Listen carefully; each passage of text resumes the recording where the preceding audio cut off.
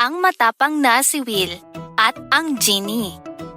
Sa isang magandang nayon na may maraming mga halaman at mababait na mga tao, may isang maliit na batang lalaki sa nayon na may pangalang Will. Siya ay 6 na taong gulang. Siya ay matalino, aktibo at mabait sa kanyang mga kababata. Ang kanyang mga magulang at mga teacher ay palaging ipinagmamalaki ang kanyang mabuting asal at ang kanyang katalinuhan. Si Will ay may matalik na kaibigan na may pangalang Jack. Sina Will at Jack ay laging hinahangaan ng kanilang mga magulang sa kanilang pagkakaibigan. Araw-araw silang sabay na pumupunta sa paaralan, mag-aaral at bumabalik sa kani-kanilang bahay. Tulad ng karaniwang araw ng hapon na iyon, sina Will at Jack ay nakabalik mula sa paaralan. Pareho nilang naabot ang bahay ni Jack. Paalam Jack, magkita ulit tayo bukas.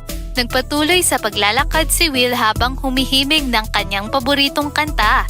Sa kanyang paglalakad pabalik ay may nakita siyang makinang na bagay sa damuhan. Sabik na sabik si Will na malaman kung ano ito at kinuha niya ang makislap na bagay. Ito ay isang magandang lumang lampara. Gusto ni Will na iuwi ang lampara sa kanilang bahay. Umuwi siyang bitbit ang magandang lampara at inilagay niya ito sa mesa. Tulad ng nakasanayan, masayang tinapos ni Will ang kanyang takdang aralin. Natapos niya ang kanyang mga aralin na tuluyang nakalimutan ang tungkol sa lampara. Isinara niya ang kanyang aklat at may biglang umagaw sa kanyang atensyon at nilingon niya ito. Ito ay ang lampara. Ang lampara ay kumislap muli at tuluyan nitong naagaw ang atensyon ni Will. Nilapitan ni Will ang lampara at inobserbahan ang lampara sa lahat ng panig nito. Habang inoobserbahan niya ang lampara, nakuskus ni Will ang mga gilid nito. At dahil dito, may asul na usok na may katawang tao ang lumabas sa lampara. Nagulat si Will na makita ang kakaibang nilalang na lumabas sa lampara. Gulat pa rin si Will sa kanyang nakikita ngunit inusisan niyang mabuti ang nilalang na lumabas. Sa kabilang dako, ang kakaibang nilalang na ito ay malugod at masayang makita si Will. Kumusta, Will? Ako si Ginny. Salamat sa pagbigay mo sa akin ng kalayaan mula sa lampara. Nang mapakinggan niya ang magiliw at mainit na pagbati ni Ginny, si Will ay naging komportableng kaharap ito. Pero siya pa rin ay interesadong malaman kung sino talaga siya. Kumusta Ginny? Ako si Will. Sino ka? Bakit ka na sa loob ng lamparang ito? Si Ginny ay naging tapat at sumagot na, Nanatili ako sa lamparang ito. Ito ang aking bahay. Ngunit para lumabas sa lamparang ito, dapat may magkuskus sa lampara at tawagin ako para makalabas. Sa maraming taon, walang tumawag sa akin at ako ay nakulong sa lampara. Ngunit ngayon, binigyan mo ako ng kalayaan dahil sa pagtawag mo sa akin na lumabas mula sa lampara. Ako ngayon ay magiging tapat sa iyo at ang magiging panghabang buhay mong kaibigan. May kapangyarihan ako at maibibigay ko sa iyo ang anumang hihilingin mo. Sabik na sabik si Will na pinakinggan ang mga sinabi ni Ginny. Totoo ba? Ibibigay mo talaga sa akin ang numang kahilingan ko? Oo, syempre. Gusto kong gawin iyon. Kailangan ko ng bola para laruin. May bibigay mo ba iyon sa akin? Syempre, bakit hindi? Si Ginny ay pinitik ang kanyang mga daliri at may bolang biglang nagpakita sa kamay ni Ginny. Binigay niya ang bola kay Will at tinanong niya kung ano pa ang gusto nito.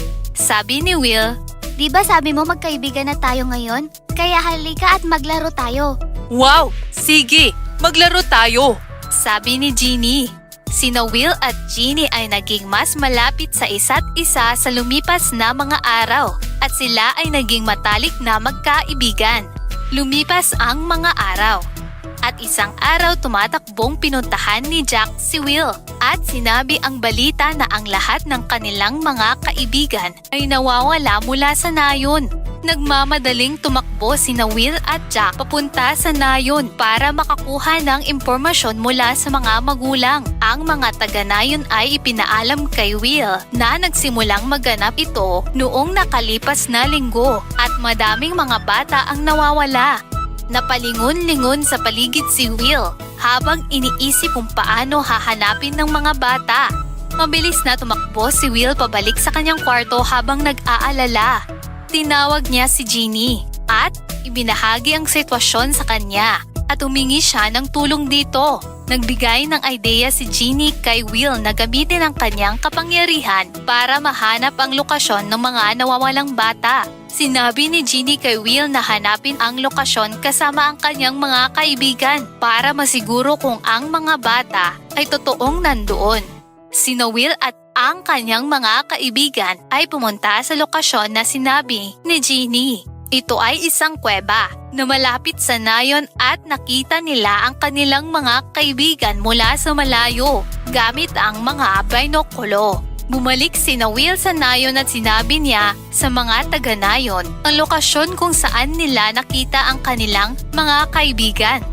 Naging galit na galit ang mga taga-nayon at inuha ang anumang mga kagamitan na kanilang nahanap. Agad nilang sinalakay ang kuweba at nang nandun na sila, mayroon isang mangkukulam na siyang nagkulong sa mga bata sa kuweba. Ang mga galit na taga-nayon ay sinugod ang mangkukulam dahil sa kanyang masamang ginawa. Natakot ang mangkukulam sa galit ng mga taga-nayon at tumakbo siya palayo sa nayon. Tumatakbong niyakap ng mga bata ang kanilang mga magulang at sila'y muling nagsama. Naglakad sila pabalik sa nayon at ang nayon ay muling naging payapa.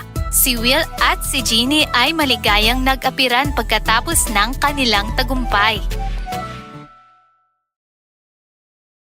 Ang kwento ng isang sisiw. Ito ay isang kwento tungkol sa isang matalinong maliit na sisiw. Noong unang panahon sa isang magandang nayon, malapit sa tabing ilog, sa isang maliit na kubo ay naninirahan ng isang inahing manok. Ang inahing manok ay nangitlog ng 12 mga paa, kung saan ang 10 itlog ay napisa sa sisiw. Ngunit ang 2 ay nanatiling mga itlog. Iniwan ng inahing manok ang 2 hindi napisang itlog sa kamalig at nagpunta sa labas upang maghanap ng pagkain kasama ang 10 maliliit na sisiw. Samantala, ang isang itlog mula sa 2 hindi napisang itlog ay napisa sa pamamagitan ng pagtuktok sa itlog gamit ang kanyang malit na tuka mula sa loob. Ang kawawang malit na sisiw, kagad niyang hinanap sa lahat ng dako ang kanyang ina nang siya'y makalabas. Ngunit hindi niya mahanap ang kanyang ina at nakita niya na ang lugar ay halos walang laman. Naging malungkot ang maliit na sisiw kaya nagpasya siyang hanapin ang kanyang ina ng mag-isa. Sa sandaling nagpasya siyang hanapin ang kanyang ina, pinayagpag niya ang kanyang mga balahibo at nagsimulang maglakbay mula sa kamalig. Nagsimulang maglakad ang sisiw gamit ang kanyang malilit na mga paa. Nakita niya ang isang baka na kumakain ng ilang berdeng damo. Masigasig na sinimulang titigan ng sisiw ang malaki at matangkad na baka. Matapos ang ilang minuto, ang napakalaking baka ay tumingin sa maliit na sisiw at nagtanong. Ano ang hinahanap mo? Bakit ka gulat na nakatingin sa akin? Tanong ng baka. Ikaw ba ang aking ina? Inosenteng tanong ng sisiw. Naawa ang baka habang tinititigan ang inosenteng sisiw at sinabing, Tumingin ka sa akin, tingnan mo kung gaano ako kalaki at katangkad. Ang iyong ina ay mas maliit kaysa sa akin. O, ang aking ina ay mas maliit kaysa sa iyo? Tanong ng sisiw. Pagkatapos ay pinagpatuloy niya ang kanyang paghahanap. Pagkalipas ng ilang oras, nakita ng sisiw ang kambing na kumakain ng ilang dahon. Lumapit siya sa kambing at nagtanong. Tila, mas maliit ka sa isang baka. Ikaw ba ang aking ina? Tanong ng maliit na sisiw. Mas maliit nga ako sa isang baka. Ngunit mayroon akong 4 na paa. Gayunpaman tulad mo, ang iyong ina ay may taglay na 2 binti at 2 mga pakpak. Sabi ng kambing. Ang maliit na sisiw ay naging malungkot na marinig ang sinabi ng kambing. Nagpasya siyang maglakad pa at ipagpatuloy ang paghahanap para sa kanyang ina. Habang naglalakad siya palayo, narinig ng sisiw ang isang "Kakaw!" na tunog. Naalala ng maliit na sisiw ang sinabi ng kambing at naisip na marahil lang uwak ang aking ina. Kaya tinanong niya ang uwak. Mayroon kang 2 mga paa at mga pakpak. Kaya ikaw ba ang aking ina? Oo, totoo na mayroon akong 2 mga paa at mga pakpak. Ngunit kaya kong lumipad ng mas mataas kaysa sa iyong ina. Gayon din ang iyong ina ay mas malaki, ang laki kaysa sa akin. Ang kanyang mga paa ay mas mahaba kaysa sa akin. At ang iyong ina ay hindi kayang tulad ko. Tugon ng uwak.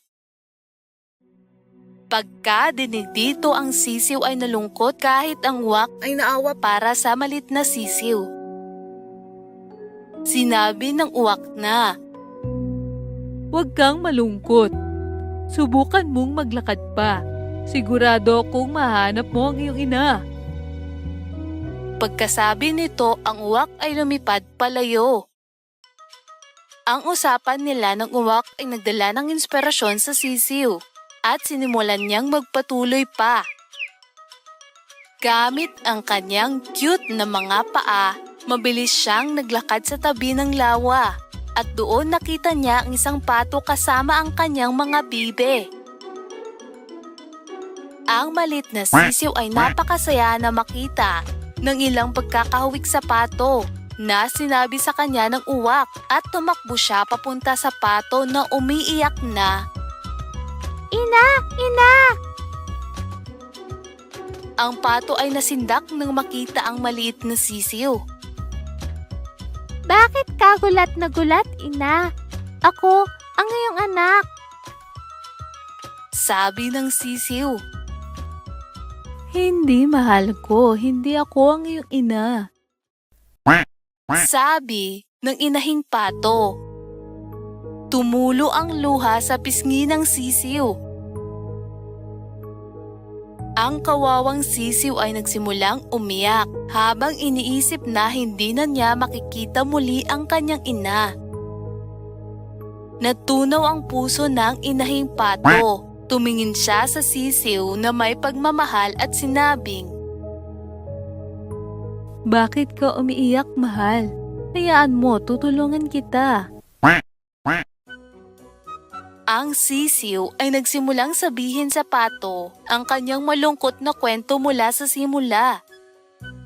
Ang pato ay sumagot ng may pagmamahal na, O mahal, ang iyong ina ay hindi nagkukwak tulad ng sa akin.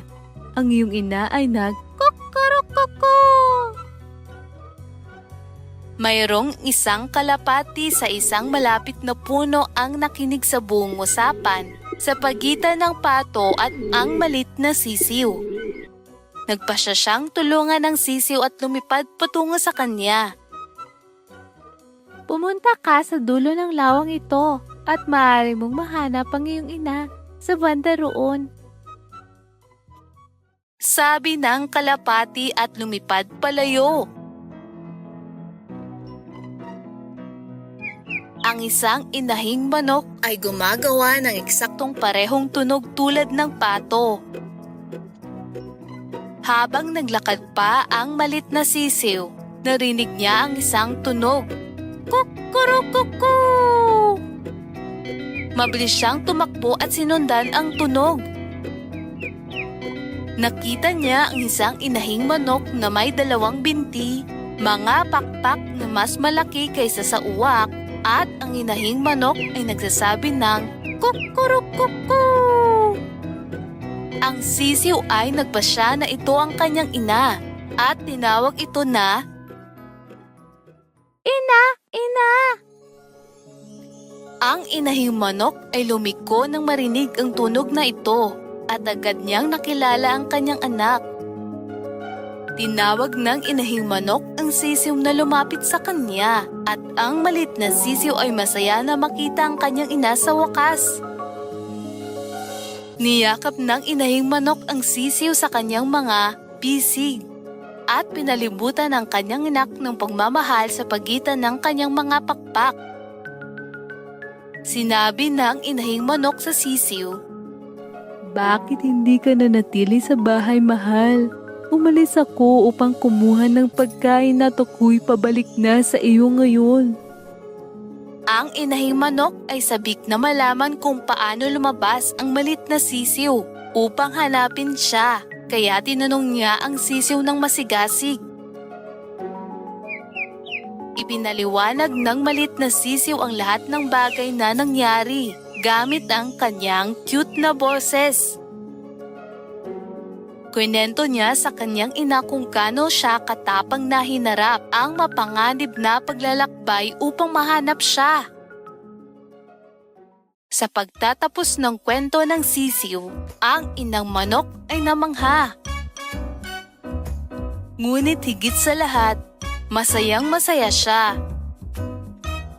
Na natuklasan kung gaano naging matapang ang kanyang anak na sisiw.